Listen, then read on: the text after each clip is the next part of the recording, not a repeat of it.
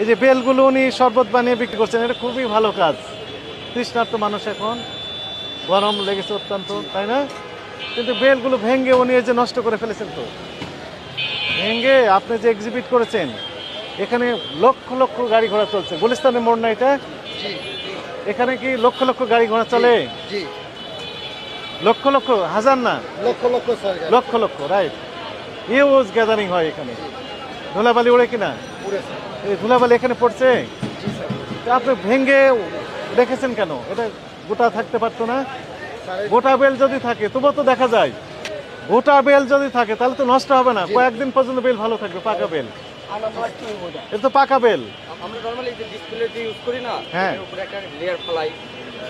একটা লেয়ার ফেলে দেন। কোথায় ফেলে দিয়েছেন একটু দেখান তো দেখি। আচ্ছা, ফেলে দিয়েছেন, সেটা আমাকে একটু দেখান। এখনো ফেলাই নাই। এখনো ফেলান নাই? তাহলে জালে যেগুলো বানাইছেন সেগুলো নিশ্চয়ই এরকম ভাবে অপরিষ্কার পরিবেশই করেছেন। না স্যার, এটা তো আমরা খাইছা চাকু দিয়ে ফেলাই। আচ্ছা, ফেলে দিয়েছেন, তার প্রমাণকে একটু দেখান। স্যার এখন করি নাই তো স্যার।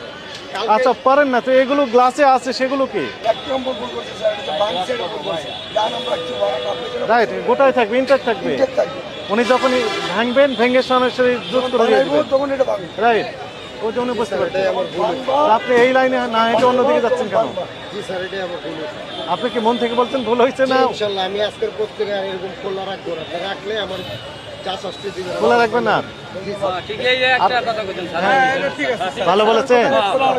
আচ্ছা, তার পরিষ্কার ভাবে এটা করে না, কিন্তু এখন কিভাবে রেখেছেন? না এটা ভুল হইছে। আর কখনো এই যে ধুলাবালি পড়েছে, স্বাভাবিকভাবে পড়বে তো।